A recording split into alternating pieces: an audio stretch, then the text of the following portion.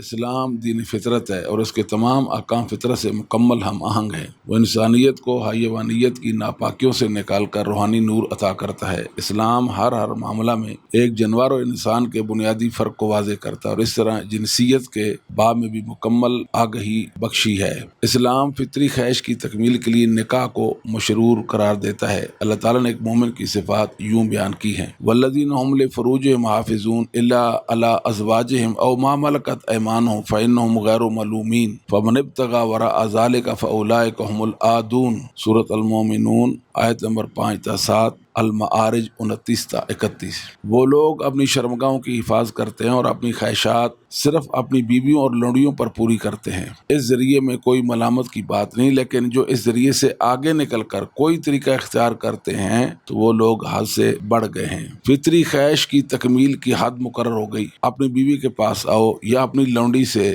حظ اٹھاؤ، اس کے علاوہ کوئی تیسرا رستہ اپنانا منع ہے۔ یعنی یہ دو رستے فطرت سے ہیں اور ان سے سوا جتنے بھی راہ ڈھونڈ لیے گئے ہیں وہ اللہ کے باغیوں کے اختیار کردہ رستے ہیں، وہ چاہے غیر عورت سے زنا ہو یا ہم جنس پرستی، ہر دو طریقے کبھی اور غیر فطری طریقے ہیں۔ اسلام نے جس طرح ایک زانی کے لیے حد مقرر کی ہے، اس طرح ایک جنس پرست پر بھی حد مقرر کی گئی ہے۔ لواطت وہ کبھی فعل ہے جو اس جہان میں سب سے پہلے قوم لوط میں پایا گیا، اس کی موجد قوم لوط کو کہا گیا ہے۔ اللہ تعالیٰ نے سیدنا لوط علیہ السلام کا مقولہ نقل کیا ہے، وَلُوطًا إِذْ قَالَ لِقَوْمِهِ إِنَّكُمْ لَتَأْتُونَ الْفَاحِشَةَ مَا سَبَقَكُمْ بِهَا مِنْ أَحَدٍ مِنَ الْعَالَمِينَ، العنکبوت 28۔ لوط علیہ السلام نے جب اپنی قوم سے کہا کہ تم ایسی برائی کی طرف آتے ہو جو تم سے پہلے کسی نے انجام نہیں دی، اور اسی گناہ کی پاداش میں ان پر انتہائی دردناک عذاب مسلط کیا گیا، اللہ کے پیغمبر سیدنا لوط علیہ السلام ایک وقت تک ان کو سمجھاتے رہے، تبلیغ کرتے رہے۔ سورۃ الشعراء میں ہے، جس کا مفہوم یہ ہے کہ کیا سارے جہانوں میں سے تم مردوں سے خواہش پوری کرتے ہو اور اس راستے کو چھوڑ دیتے ہو جو اللہ نے تمہارے لیے پیدا کیا ہے، یقیناً تم حد سے بڑی ہوئی قوم ہو۔ الشعراء آیت نمبر 165 تا 166۔ لوگ ان کا ٹٹا اڑاتے، یعنی لوط علیہ السلام کا، ان کا مذاق کرتے تھے تو اللہ کا پیغمبر تڑپتا کہ یہ لوگ اللہ کے عذاب کو دعویٰ دے رہے ہیں، شاید یہ عذاب سے بچ جائیں۔ وہ عذاب سے ڈراتے اور فرماتے تھے، اِنَّكُمْ لَتَأْتُونَ الرِّجَالَ وَتَقْطَعُونَ السَّبِيلَ وَتَأْتُونَ فِي نَادِيكُمُ الْمُنكَرَ فَمَا كَانَ جَوَابَ قَوْمِهِ إِلَّا أَن قَالُوا ائْتِنَا بِعَذَابِ اللَّهِ إِن كُنتَ مِنَ الصَّادِقِينَ، العنکبوت 29۔ تم مردوں کے پاس آتے ہو اور راستہ کاٹتے ہو، اپنی محفلوں میں برے کاموں کا ارتکاب کرتے ہو، تو اس کے جواب میں قوم کہنے لگی، اگر تو سچا ہے تو اللہ کا عذاب لے آ۔ إِنَّكُمْ لَتَأْتُونَ الرِّجَالَ شَهْوَةً مِن دُونِ النِّسَاءِ بَلْ أَنْتُمْ قَوْمٌ مُسْرِفُونَ وَأَمْطَرْنَا عَلَيْهِمْ مَطَرًا فَانظُرْ كَيْفَ كَانَ عَاقِبَةُ الْمُجْرِمِينَ۔ تم لوگ عورتوں کو چھوڑ کر مردوں سے خواہش پوری کرتے ہو، تم حد سے بڑی ہوئی قوم ہو، ہم نے ان پر پتھروں کی بارش کی اور دیکھیے کہ مجرموں کا انجام کار کیا ہوتا ہے۔ الاعراف آیت نمبر 81-82۔ یہ انسان نامی مخلوق جب سرکشی پر آتی ہے تو پھر اپنے موصلوں کو بھول جاتی ہے، الٹا ان سے مذاق کرتی ہے، انبیاء کی باتوں پر کھی کرتی ہے۔ وہ عذاب سے ڈراتے ہیں، یہ عذاب سے نہیں ڈرتے، وہ سمجھاتے ہیں، یہ انہیں تکلیف دیتے ہیں، وہ انہیں جہنم سے بچانا چاہتے ہیں، یہ اپنے ہاتھ چھڑا لیتے ہیں۔ پیغمبر پیچھے کھڑے کلپتے رہ گئے۔ قرآن ایک منظر بیان کرتا ہے، وَلُوطًا إِذْ قَالَ لِقَوْمِهِ، یہ آیت کریمہ ہے سورۃ النمل کی 54 تا 58، جس کا ترجمہ ہے، لوط علیہ السلام نے اپنی قوم سے کہا کہ تم اچھے بھلے سمجھدار ہو کر بھی بے حیائی کا ارتکاب کرتے ہو، یعنی لواطت کا ارتکاب کرتے ہو، اپنی شہوت عورتوں کی بجائے مردوں سے پوری کرتے ہو، یقیناً تم جہالت برتتے ہو۔ تو اس کے جواب میں لوط علیہ السلام کی قوم کہنے لگی کہ لوط اور ان کے اہل خانہ کو بستی سے نکال دو، یہ لوگ زیادہ پاکیزہ بنتے ہیں۔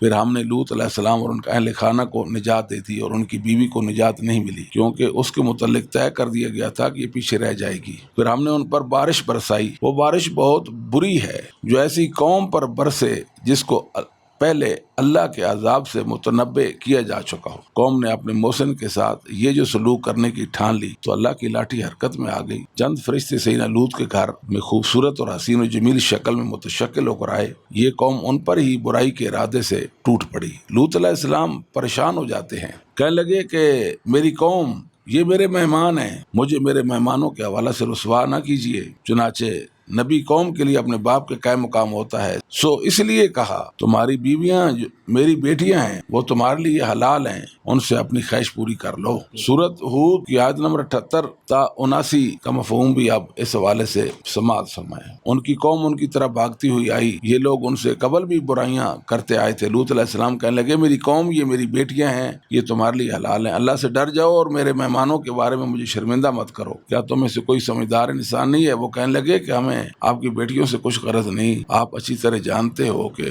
ہم کیا چاہتے ہیں۔ کبھی تو فرماتے قال ہؤلاء بناتی ان کنتم فاعلین لعمرک انہم لفی سکرتہم یعمہون، یہ میری بیٹیاں موجود ہیں، اگر تم اپنی خواہش پوری کرنا چاہتے ہو تو ان سے کر لو، قسم ہے تیری عمر کی وہ لوگ اپنی مدوشی میں بھٹکے پھرتے تھے۔ جب سرکشی حد سے بڑھ گئی اور پیغمبر کے صبر کا پیمانہ لبریز ہو گیا تو ہاتھ اٹھا دیے۔ قال رب انصرنی علی القوم المفسدین، العنکبوت 30، میرے رب اس فسادی قوم کے مقابلے میں میری مدد فرما۔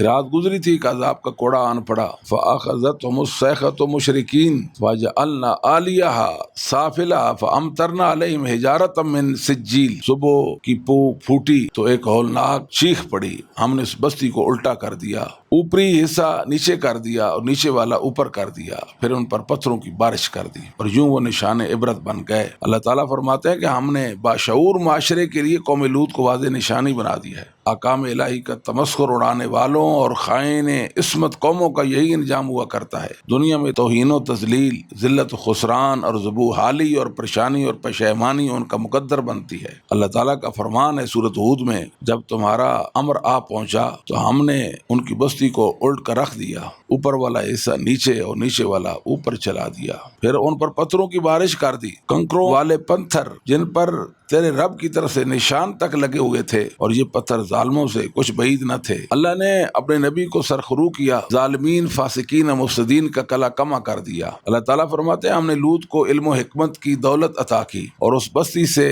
نجات دی جو خبائث کا ارتکاب کرتے تھے، یقیناً وہ لوگ فاسق تھے۔ الانبیاء 74۔ یہ اتنا شنیع جرم ہے کہ اللہ کریم نے اس کے مرتکبین پر پتھروں کا عذاب نازل کیا، ان کی بستی کو الٹا دیا گیا اور پھر قیامت تک کے لیے ان کو نشان عبرت بنا دیا گیا۔ یقیناً فحاشی اور بدکاری کا ارتکاب وہی لوگ کرتے ہیں جن کی فطرت مسخ ہو چکی ہو، ان میں بہیمانہ صفات آئی ہوں اور شیطان ان پر تسلط کر چکا ہو۔ اس مکروہ اور خبیث فعل کا ارتکاب بندر اور خنزیر بھی نہیں کرتے جو کفار کر لیتے ہیں۔ ہم جنس پرستی معاشرے کے لیے ناسور ہے، یہ ایسی درندگی ہے جو زہر ہلا ہل سے زیادہ قاتل ثابت ہوتی ہے۔ یہ انتہائی مہلک غلطی اور نفس کا دھوکہ ہے جو عزت کے معیار کو تاتار کر دیتا ہے۔ اس خبیثہ سے ہر حقیقت شناس اور سلیم الفطرت انسان کو کھین آتی ہے، دل کالے ہو جاتے ہیں اور یہ انسانی صحت کو دیمک طرح چاٹ جاتی ہے۔ جو قومیں اس عمل میں مبتلا کر دی جاتی ہیں اللہ کی جانب سے سخت گرفت کا شکار ہو جاتی ہیں۔ ناسپاسی اور نافرمانی کے برے نتائج ان کی حالت سے زہر ہوتے ہیں، ان کے اخلاقی زندگی کا معیار انتہائی پست ہونے لگتا ہے،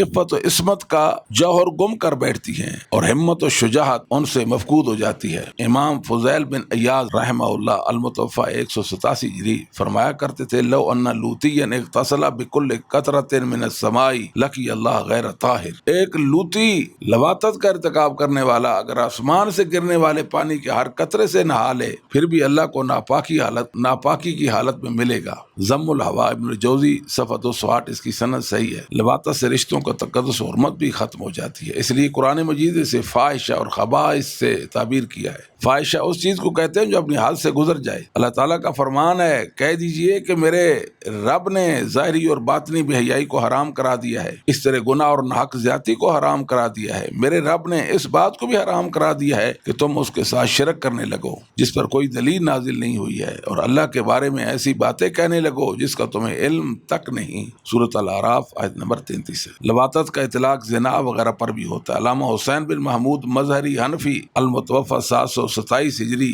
لکھتے ہیں الزنا فی اللغہ عبارت عن المجامعۃ فی الفرج علی وجہ الحرام ویدخل فی الزنا اللواطۃ وایتان البہائم، لغت میں زنا حرام ذریعے سے عورت کی شرمگاہ میں مجامت کرنے کو کہتے ہیں۔ البتہ زنا میں لواطت اور چوپایوں کے ساتھ حرام کاری بھی آ جاتی ہے۔ المفاتی فی شرح المصابی جلد 1 صفحہ 96 ہے۔ زنا اور لواطت بھی حد سے تجاوز ہے۔ الفاظ دیگر زنا اور لواطت نہ حق اور نہ جائز طریقہ ہے، اس لیے باطل اور فحاشی ہے۔ شیطان تم کو فحاشی کی طرف ہی بلاتا ہے۔ اللہ تعالیٰ کا فرمان انما یامرکم بالسوء والفحشاء وان تقولوا علی اللہ ما لا تعلمون، البقرہ 169۔ وہ تم کو برائی، بے حیائی اور اللہ پر جھوٹ باندھنے کا حکم دیتا ہے۔ افسوس سے کہنا پڑ رہا ہے کہ بعض ممالک میں اس رسوائی اور فحاشی کو قانونی تحفظ دیا گیا ہے۔ مرد مرد سے نکاح کر لیتا، عورت عورت سے نکاح کر لیتی ہے۔ یہ اللہ تعالیٰ کی غیرت کو چیلنج ہے۔ انسانی تاریخ میں اس کی نظیر نہیں ملتی۔ یہ اللہ کی زمین پر فساد کی بدترین صورت ہے۔ سیدنا ابو مسعود انصاری رضی اللہ تعالیٰ بیان کرتے ہیں، رسول اللہ صلی اللہ علیہ وسلم نے فرمایا ان مما ادرک الناس من کلام النبوۃ الاولی اذا لم تستحی فاصنع ما شئت۔ پہلی نبوتوں کا کلام جو لوگوں کو پہنچا ہے وہ یہ کہ جب آپ میں حیا نہ رہے تو آپ کچھ بھی کر سکتے ہیں۔ صحیح بخاری 6120 ہے کہ اب قوموں سے شرم و حیا کا عنصر مفقود ہوتا جا رہا ہے، اس لیے ان شنی جرائم کو جواز کے پردے میں چھپانے کی کوششیں بھی جاری ہیں اور عام ہو رہی ہیں۔ ارے جو عمل انسان کو اپنے رب کا باغی اور نافرمان بنا دے وہ کیوں کر جائز اور بہتر عمل ہو سکتا ہے؟ بھلا اسلام ایسے جرم کی حمایت کیسے کر سکتا ہے؟ اس مولک اور کبیرہ گناہ کو سند جواز دینے والوں سے کوئی پوچھے کہ کفار کے برے اعمال جن کی پاداش میں وہ خود ہلاک ہو گئے خیر کے پیغمبر کیوں کر ہو سکتے ہیں؟ یہ تو بے حیائی اور نیری بے شرمی ہے جس میں سر تسر ہلاکت خیزیاں پنہا ہیں۔ فرمان الہی ولا تقربوا الزنا انہ کان فاحشۃ وساء سبیلا، بنی اسرائیل 32۔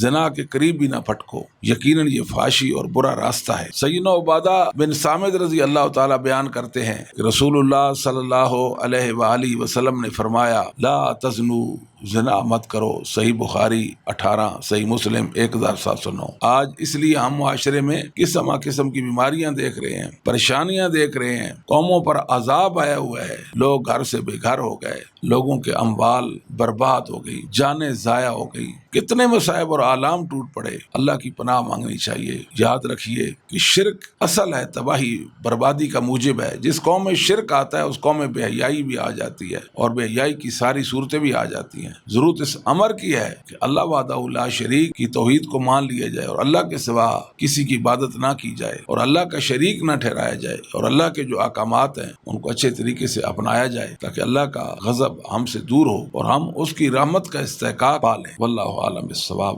السلام علیکم ورحمۃ اللہ وبرکاتہ۔